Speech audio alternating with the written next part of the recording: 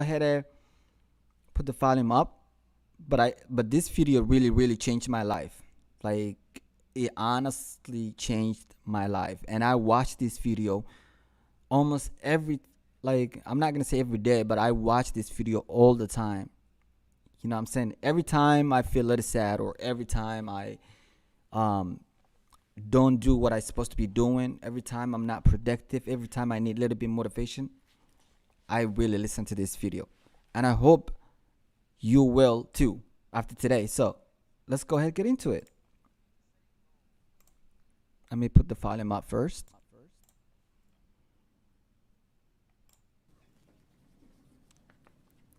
Let me show you what turned my life every way but loose. Mr. Schoaf dropped this idea on me, changed me completely. Setting goals. Here's what can easily happen if you don't set goals. It's easy to let life deteriorate into making a living instead of designing a life. And we all have a choice: make a living or design a life. It's easy to get trapped by economic necessity. New World Order. Existence rather than substance. New World Order. But the best advice I can give you on how to break out of that trap is to learn how to set goals.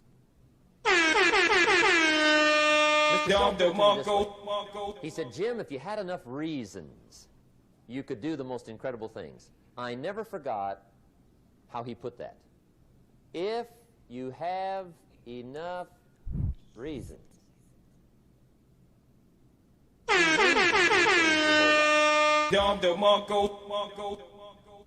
Mr. Schoaf said to me, he said, Mr. Rohn, I think you've got plenty of intelligence, you've got plenty of talent, you've got plenty of ability. Probably what you lack is plenty of reasons. He said, I don't think your current bank balance is a true indication of your level of intelligence. I was happy to hear that. He said, I think you're much smarter than your present bank balance indicates. And that turned out to be true. I was much smarter. But of course my first question was, well, then why isn't it bigger? And he said, you don't have enough reasons. Nope. You've got enough intelligence, but not enough reasons. Nope. So see, reasons can change your life. Here's what else I found out. Reasons come first, answers come second. You don't get the answers to do well till you get the reasons. Life has a mysterious way of hanging on to all the answers and only gives them up to the people that are inspired by reason. So reasons make the difference in how your life works out. Now, what are some of the reasons for doing well? Let's go through a quick list called Reasons for Doing Well. First is personal reasons. Some people do well for recognition. Some people do well for respect. Most Americans fall into this personal reasons. Feeling of being a winner. Those are good reasons. I have some millionaire friends that keep working 10, 12 hours a day, making more millions. And it's not because they need the money. It's because they need the joy. Typical American. Pleasure that comes from being a constant winner. And see, it's not just the money anyway. It's the journey, not the money. Once in a while somebody says to me, boy, if I had $1 million, I'd never work another day in my life. Nope. That's probably why the good Lord sees to it they don't get their million, right? They quit.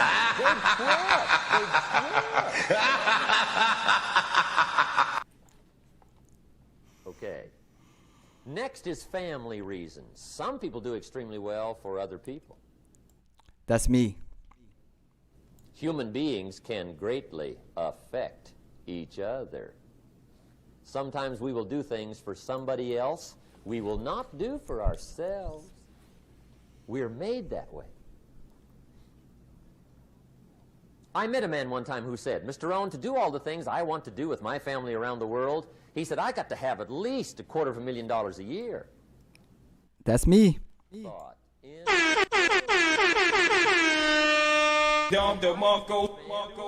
affect him that much? Yes. And the answer is, of course. How fortunate are the people that find themselves greatly affected by somebody for personal achievement. And we are affected. The writer of a recent song said, "If not for you, the winter would hold no spring, couldn't hear a robin sing. I just wouldn't have a clue. Nope. If not for you." Nope. So we can be affected. That might be one of the most stimulating reasons to do well, finding. It is. When Andrew Carnegie died, the wee little Scotsman that built the big steel industry, in one of the desk drawers, they found a slip of paper. On that piece of paper, Mr. Carnegie had written his goal for his life. And he wrote it when he was in his 20s. And on that piece of paper, it said, "I'm going to spend the first half of my life accumulating money. I'm going to spend the last half of my life giving it all away."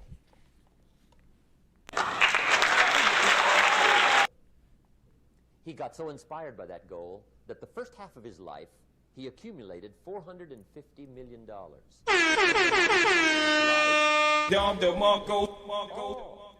Away. What's got you turned on? What's got you bombed out of sight to get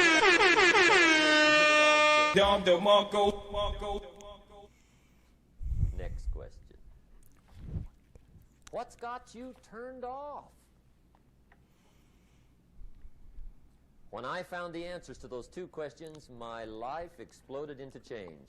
I finally found out what I was doing. Then I got me a long enough list of reasons to turn me on. And once the lights went on for me, age 25, they've never gone out.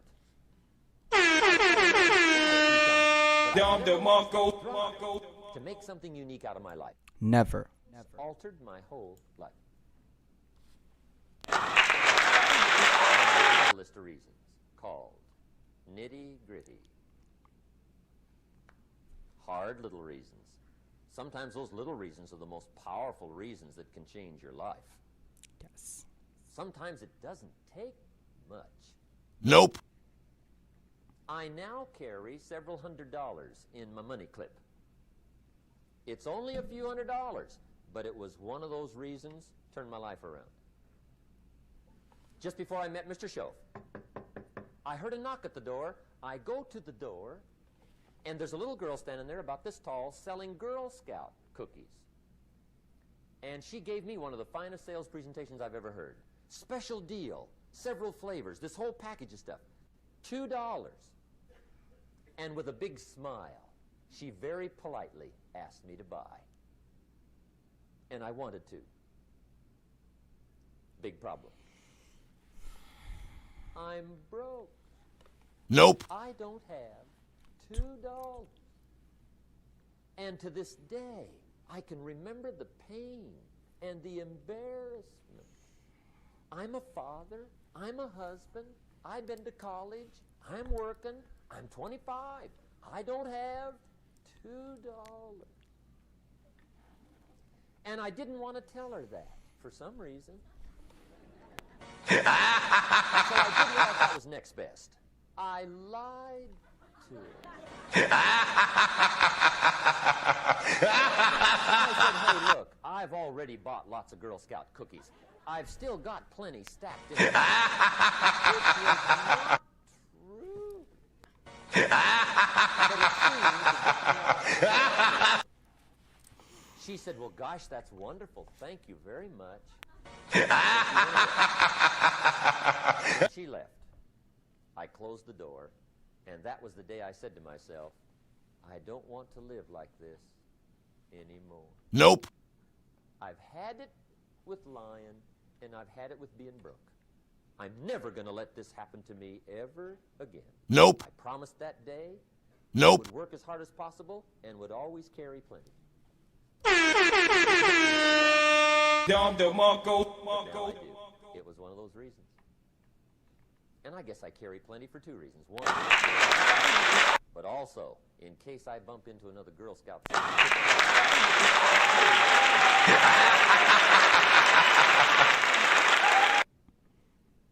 I walked out of the Bank of America one time up in Saratoga, California, where I used to live.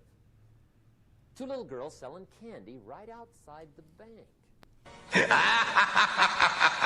Some girls' organization they're working for, right? I come walking out of the bank.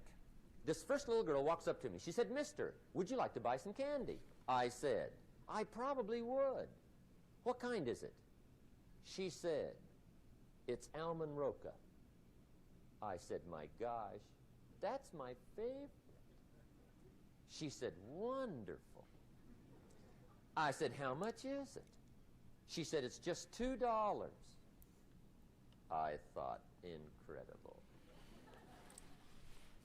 I said, "How many boxes of that candy have you got?" She said, 5. And her little friend was standing there. She was selling candy too. I said, "How many boxes have you got?" She said, "I've got 4. I said, "That's 9. I'll take them all." They said, "Really?" I said, "Yeah, it's my favorite. I've got some friends. I'll pass them around." They got so excited, put all this candy together. I reached in my pocket, gave them the $18. When I've got the candy and they've got the money, that first little girl looks up at me. She says, "Mister, you are really something."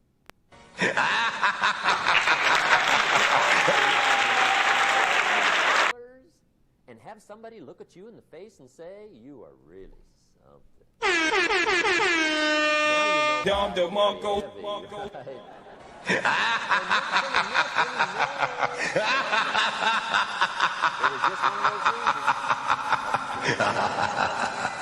One of my nitty-gritty reasons was budget finance. Budget finance used to grind my soul. Way back in those early days, I had fallen for one of those consolidation loans where you take all your little hard-to-pay bills, put them into one big impossible-to-pay bill, right?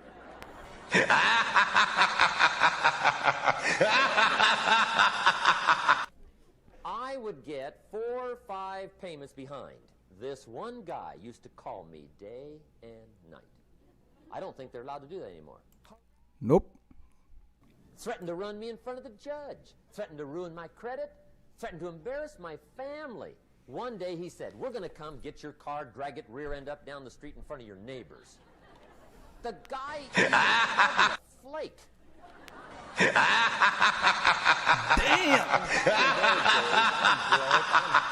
There's nothing I can do about it. But I never forgot how the guy treated me. Nope.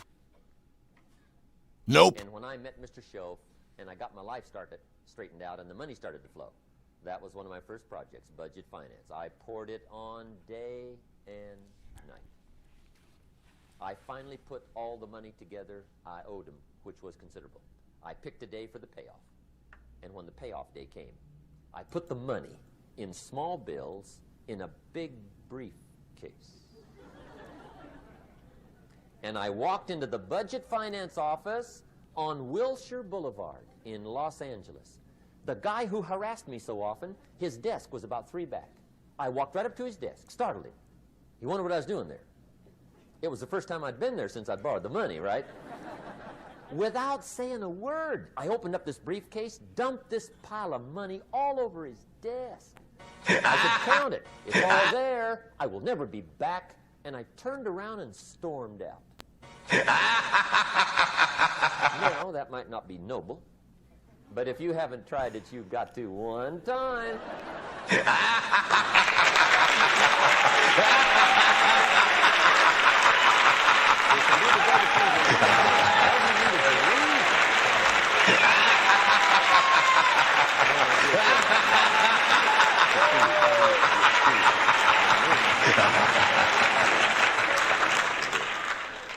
Bobby taught school several years. Got a little weary teaching school. One day decided he wanted to get into sales. So without telling anybody, he just up and quit his job teaching school and jumped into sales. When he did, his brother made fun of him, laughed at him, put him down. Robert's lost his mind. Nope. Had a good job teaching school. Now he thinks he's a salesman. He's gonna go down. Just put him down something fierce. Bobby said, the way my brother acted when I got into sales, he said that made me so mad. I decided to get rich. And my question is it possible to get that mad? Of course. Wealth is not a matter of intelligence. It's a Nope. matter of inspiration. Today, Robert happens to be one of my millionaire friends. Bobby's rich.